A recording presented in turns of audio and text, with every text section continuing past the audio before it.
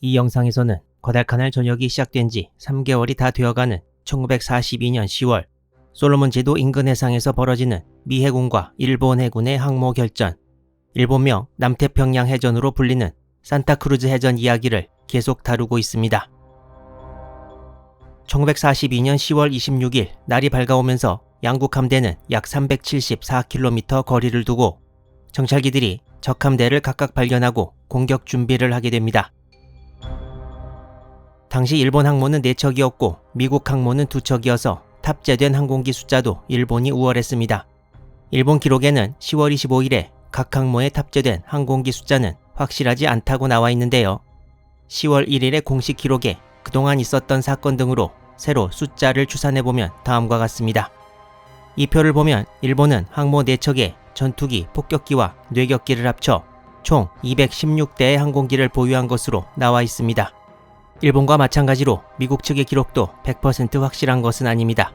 미국은 항모 2척에 전투기, 폭격기와 뇌격기를 합쳐 총 136대의 항공기를 보유했습니다. 다른 3척의 항모와 조금 멀리 떨어져 있던 준요의 함재기를 제외해도 일본 항공대가 미국 항공대보다 전력이 우세한 것을 알 수 있습니다. 결론적으로 일본군이 미군보다 약 1.6배, 80대의 항공기를 더 동원할 수 있었습니다. 거기에다 특히 쇼카쿠와 즈이카쿠 항공대의 상당 부분이 베테랑들이었던 반면에 엔터프라이즈 항공대와 호넷의 뇌격대는 사실상 신참들이어서 양적으로나 질적으로 이번에는 일본 항공대가 미군 항공대보다 우월했습니다.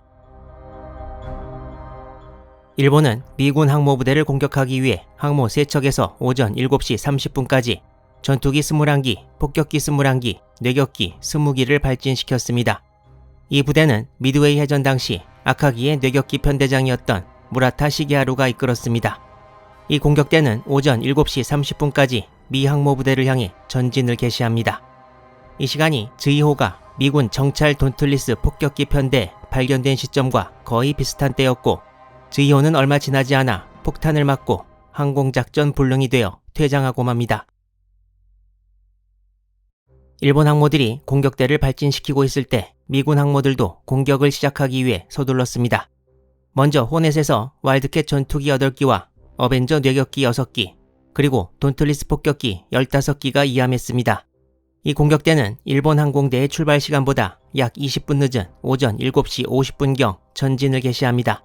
미군 항공대는 최대한 빨리 일본 항모를 공격하기 위해 전부 모여서 한 번에 출발하지 않고 한 편대가 이함해서 진영을 갖출 때마다 바로바로 일본 항모 쪽으로 출발하도록 만듭니다. 잠시 후 엔터프라이즈에서 항공기들이 출격을 시작해서 먼저 상공 엄호를 위해 와일드캣 11기, 그리고 일본 항모 공격을 위해 와일드캣 8기, 돈틀리스 3기, 어벤져 9기가 차례로 이함하고 이 공격대는 호넷 항공대보다 10분 늦은 오전 8시까지 일본 항모부대를 향해 출발합니다. 곧이어 10분 간격을 두고 호넷에서 두 번째, 전체로는 세 번째 공격대가 출격하기 시작합니다. 호넷의 두 번째 편대는 와일드캣 전투기 7기와 어벤져 뇌격기 10기, 그리고 돈틀리스 급강화 폭격기 9기로 구성되었습니다. 이 편대에서 뇌격기들은 예외적으로 어뢰 대신에 각각 500파운드 폭탄을 장착했고 이전에 출발한 2개 공격대에 이어 오전 8시 10분까지 일본 항모부대를 향해 떠납니다. 이렇게 따로따로 3개의 공격대가 일본 항모부대를 향해 출발했는데요. 하나의 공격대 내부에서도 빨리 출격 준비가 되는 대로 그냥 모아서 내보낸 것이어서 각각 다른 공격대 안에서의 결속력, 조직력 같은 것은 찾아보기 어렵게 되어버렸고 이는 지금 오고 있는 일본 항공대에 비해 불리한 점이었습니다. 미군이 공격대를 계속 발진시키고 있을 때 먼저 1파 공격대를 발진시킨 일본도 2파 공격대를 준비하고 있었습니다. 일본의 제2파 공격대 구성은 먼저 쇼카쿠에서 19기의 급강화 폭격기와 5기의 제로 전투기였고 이 공격대의 지휘관은 2달 전이던 1942년 8월 동부 솔로몬 해전에서 휘하 편대가 엔터프라이즈에 3발의 폭탄을 명중시킨 세키마모루 소저였습니다. 이 사람은 동부 솔로몬 해전 영상들에서도 소개된 바 있는데요. 그때 엔터프라이즈에 큰 피해를 입히고 2달이 지난 후 엔터프라이즈와 재대결하게 되었습니다. 쇼카쿠 2파 공격대는 미군 공격대가 전부 출격한 때인 오전 8시 10분쯤에 출발합니다. 1파 공격대는 쇼카쿠에서 뇌격기가, 즈이카쿠에서 폭격기가 주로 출격했는데요. 2파 공격대는 경납고 안에 있는 항공기들을 전부 올려서 출격시키는 것이어서 쇼카쿠에서는 아까 나온 대로 폭격기가, 이제 즈이카쿠에서는 뇌격기가 출격하게 됩니다. 그리고 어뢰를 장착하는 것이 폭탄보다 더 시간이 걸려서 그걸 기다리다가 혹시나 미군 항공대의 공격을 받으면 꼼짝없이 미드웨이 꼴이 나는 것이어서 일단 준비되는 대로 쇼카쿠에서 먼저 출발하고 뇌격기 16기, 전투기 4기로 구성된 즈이카쿠 2파는 나중에 출발합니다. 즈이카쿠 2파 공격대의 출격은 오전 8시 45분까지 완료되었습니다. 10월 26일 아침의 공격에서 일본 항공기는 106기로 75기에 미국보다 수적으로 우세했습니다.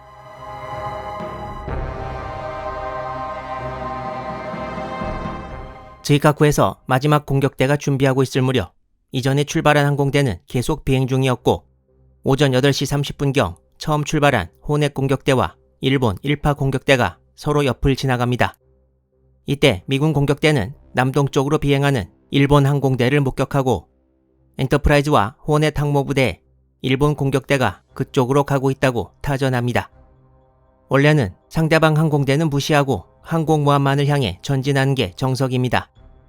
출격한 항공대는 적 항공모함을 격침시키는 것이 자기들 임무이고 그 임무에만 충실하면 되기 때문에 자기 옆으로 아무리 많은 적 항공기가 지나가도 아무 상관없는 것이었습니다. 적 폭격기와 뇌격기를 맞아 싸우는 것은 자기 항공모함의 대공포와 상공 호위 전투기들이 맡아서 할 일이었습니다. 하지만 여기서 예상치 못한 일이 하나 생기는데요. 즈이오에서 출발한 제로 전투기 9기의 편대장 히다카 모리아스 대위는 생각을 좀 달리해서 폭격기와 뇌격기 어모를 잠깐 벗어나 미군기를 빨리 공격하고 복귀하기로 합니다. 이와 같은 행동은 항공모함 본대에 연락해서 작전 변경을 허락받은 것이 아니라 자의적으로 생각해서 행동했을 확률이 매우 높습니다. 이 전투기 9기는 일본 1파 공격대 전투기 21기 중 일부였고 공격이 이루어진 시간은 1942년 10월 26일 오전 8시 40분이었습니다. 미군 항공기들은 제대로 준비되어 있지 않은 상황에서 완전히 기습을 당했습니다. 이러한 즈이오 전투기들의 예상치 못한 공격으로 호넷 항공대 피해가 컸습니다. 진영을 이탈해서 미군 항공대를 공격한 즈이오 전투기들과 호넷 항공대의 전투로 호넷 항공대에서는 격추된 항공기와 손상을 입어 모함으로 돌아간 항공기까지 합쳐서 와일드캣 4기와 어벤저 4기를 잃습니다. 맨 처음 출격한 호넷 공격대 29기 중 8기를 잃은 것입니다. 나머지 전투기들도 보조 연료 탱크를 떨어뜨리고 전투에 임하는 바람에 작전에 차질이 생겼습니다. 히다카 대위의 제로 전투기들은 9기 중 4기가 격추되고 나머지 5기는 연료와 탄약이 거의 소모되어 어쩔 수 없이 본대로 복귀하게 됩니다. 일본도 결국 1파 공격대의 호위 전투기 21기 중 9기를 잃고 만 것입니다. 호위 전투기 대수가 절반 가까이 날아가 버린 건 영향이 없을래야 없을 수가 없는 피해였습니다.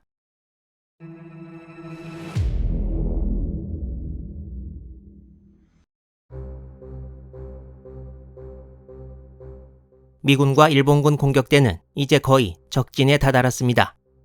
기록에 의하면 미군 항공대가 일본 항모부대를 목격한 것이 오전 9시 15분경, 그리고 일본 항공대가 미군 항모부대를 목격한 것이 조금 더 이전인 오전 8시 55분이었습니다.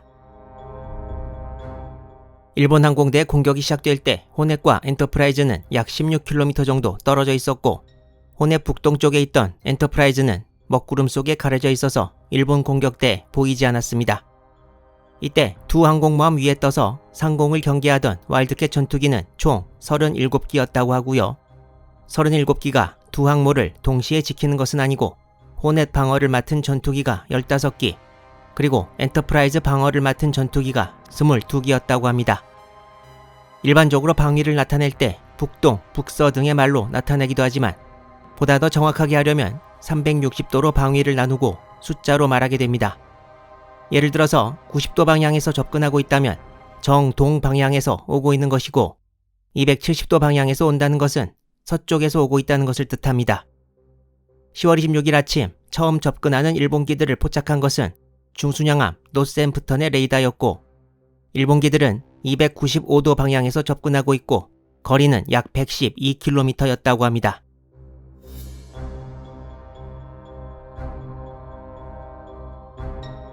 미군 전투기들이 주로 포진하고 있던 고도는 1만 피트 상공 약 3.05km였고 일본기들이 들어오던 고도는 17,000피트 약 5.18km 상공이었습니다. 일본기들이 모습을 나타내고 거리가 가까워지자 호넷 호위기 와일드캣 15기 중 일찍 상승을 시작한 8기만 일본 공격대를 제대로 상대하게 되고 나머지 7기 그리고 멀리 떨어져 있던 엔터프라이즈 상공의 호위기들은 일본 공격대의 첫 번째 타겟이 된 호넷을 방어하는 데 큰 도움을 주지 못하는 상황이 되고 맙니다. 이제 일본기들이 다가오고 공중전이 시작되었습니다. 이전에 소개한 무라타 시게하루 소좌가 지휘하는 쇼카쿠 뇌격기 20기와 호위 제로기 4기 앞에 호넷 와일드캣 8기가 출현합니다. 뇌격기는 아무래도 전투기보다 상당히 느리기 때문에 무라타 소좌는 휘하편대를 갈라서 뇌격기 11기와 제로기 4기를 데리고 남쪽 방향으로 가고 나머지 뇌격기 9기는 북쪽을 향해 비행하게 합니다. 미군기들은 뇌격기들을 따라가지 않지만 그 앞에 즈이카쿠 급강화 폭격기 21기가 나타났습니다. 즈이카쿠 폭격대의 지휘관은 다카하시 사다무 대위. 이 폭격대는 즈이카쿠 제로기 8기가 호위했는데 이 8기의 지휘관은 시라네 아야오 대위가 맡았습니다. 이 제로기들은 폭격기들의 상공에서 뒤로 좀 떨어져 있었고 이 사이에 와일드캣 전투기들은 일본 폭격기를 공격합니다. 원래 이 일본 1파 공격대를 호위하던 제로기는 21기였는데요. 방금 전 언급한 대로 즈이오에서 출격한 9기가 일본 함대 쪽으로 가던 미군기를 공격하느라 전열에서 빠지는 바람에 이 공격대의 호위 제로기는 12기만 남았습니다. 일본으로서는 좀 아쉬운 상황이었습니다. 이 공중전은 호넷에서 약 24km 떨어진 곳에서 벌어졌으며 호넷에서도 멀리서 공중전이 벌어지고 있다는 것을 볼 수 있었습니다. 이 즈이카쿠 폭격기 21기는 7기씩 앞뒤로 줄지어 있었는데요. 와일드캣 편대 중 4기가 공격을 개시하면서 선두했던 편대장인 다카하시 대위의 99식 함상 폭격기가 방향타에 큰 손상을 입었고 다른 99 함폭 1기도 큰 손상을 입고 대열에서 이탈하는 사이 와일드캣 1기도 격추당합니다. 잠시 후 호넷 와일드캣 8기 중 나머지 4기가 후방 공격을 개시했습니다. 그렇지만 이때 시라네 아야오의 즈이카쿠 제로기 편대가 전투에 참가해 난전이 벌어집니다. 이 전투에서 일본군의 99 함폭 3기가 격추되고 3기가 큰 손상을 입었으며 와일드캣 전투기는 8기 중 3기가 격추되었습니다.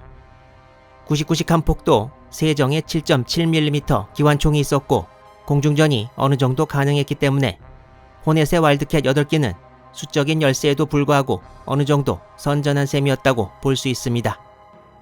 이 와일드캣 편대의 공격을 즈이카쿠 급강화 폭격기 21기 중 중간에 위치한 7기만 제대로 진영을 이룬 채 공격 가능했습니다. 즈이카쿠 급강화 폭격기 7기가 진영을 이루어 호넷으로 다가오고 있을 무렵 호넷 와일드캣 호위대의 나머지 7기가 이 폭격기들을 요격하기 위해 뒤에서 나타납니다. 와일드캣 전투기들은 기체가 손상된 맨 뒤에 99 함폭을 중심으로 사격하지만 큰 피해는 주지 못하고 일본 폭격기들은 계속 호넷을 향해 접근합니다. 이 7기만 폭격에 임한 것은 아니고 이후 나머지 격추되지 않은 폭격기들도 공격을 시도합니다. 일본 폭격기들이 다가오자 호넷은 함수를 40도 방향으로 틀고 엔터프라이즈 쪽으로 항진합니다. 99 함폭 7기가 호넷의 견시병들에게도 보인 것은 10월 26일 오전 9시 5분.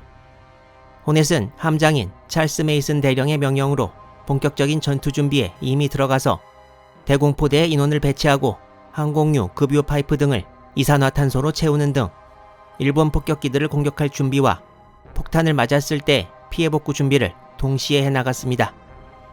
호넷의 대공포대에는 5인치 389경 대공포 8문과 1.1인치 대공포 16문을 포함해서 M2 브라우닝 기관총을 대체한 30문의 20mm 오리콘 대공포를 보유하고 있었습니다. 호넷뿐만 아니라 호위 구축함과 순양함들도 호넷 주위에서 전투 준비에 들어갑니다. 오전 9시 9분 일본 급강하 폭격기들이 호넷에서 약 10km 못 되는 지점까지 도달했고 일본기들이 계속 다가오면서 호넷의 5인치 포부터 사격을 시작했습니다. 그리고 1분 뒤인 9시 10분부터 일본기들이 급강하를 시작했습니다. 당시 와일드캣의 공격을 피하고 호넷으로 접근해서 급강하까지 성공한 지카쿠 폭격기들의 폭탄 투하 상황은 자료마다 약간씩 묘사가 다른데요.